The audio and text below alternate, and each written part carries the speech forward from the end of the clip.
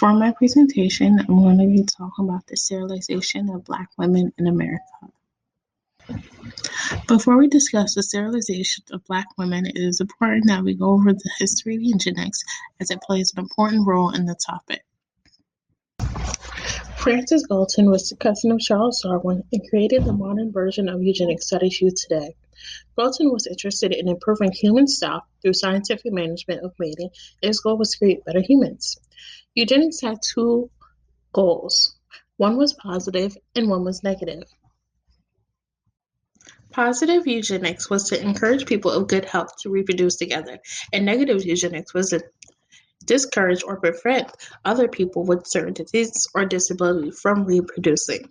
His ideas were taken up widely by scientists and policymakers in the 20th century, particularly in the United States. Margaret Sanger was one of the scientists who believed in Galton's theory of eugenics. She was an advocate for birth control. She also founded the organization that is known today as Planned Parenthood. However, she also exploited Black stereotypes to reduce the fertility of African Americans.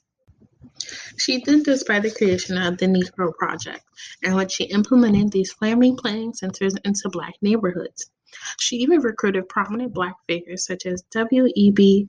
Du Bois and Charles S. Johnson, as well as other church leaders. In these family planning centers, they promoted negative eugenics in order to prevent more Black women from reproducing. Some people believe that she was just promoting reproductive health in Black neighborhoods. However, her research was formed on the stereotype that Black women were unintelligent and unfit to have children. By 1934, 17 U.S. states were performing sterilizations routinely. And in that year, between 2,000 and 4,000 Americans were sterilized. Indiana passed legislation requiring sterilization of mentally unfit in 1907. By 1911, 6 states had passed laws providing for compulsory sterilization of the mentally unfit. In 1935, 27 states had such laws for the feeble-minded, those on welfare, and those with genetic defects. North Carolina became a famous state in the usage of eugenics. In North Carolina, about 8,000 people were sterilized from 1929 to 1973, which was the third largest in the country. Of those 8,000, 5,000 were Black.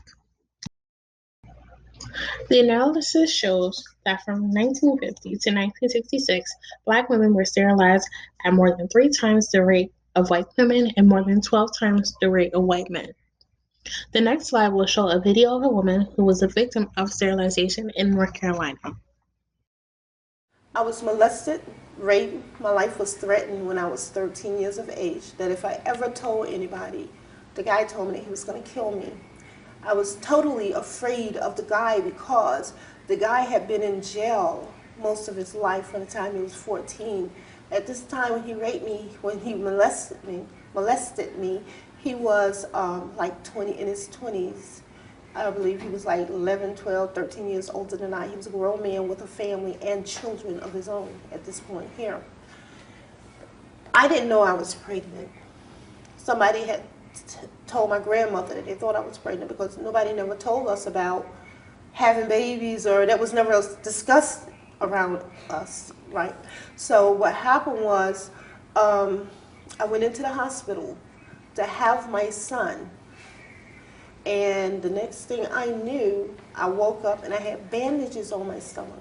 Nobody never told me what it was, and up until maybe 2007, I realized that I had a cesarean, and when they went into me, they sterilized me at the same time.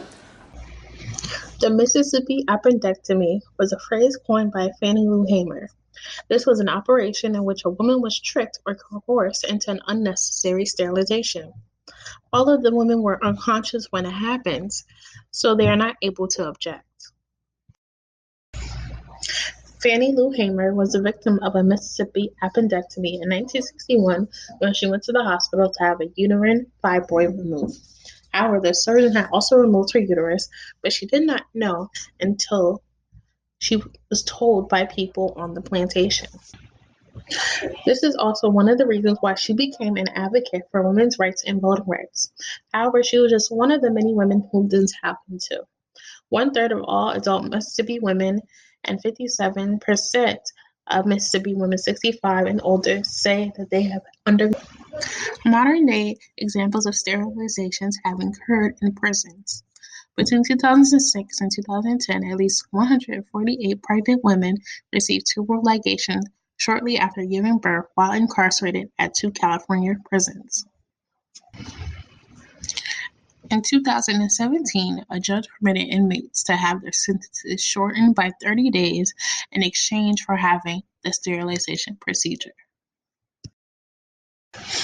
It is important to acknowledge that this is a form of eugenics that served first in America, as it affecting low-income communities, those who are disabled, people of color, mainly women, and prisoners.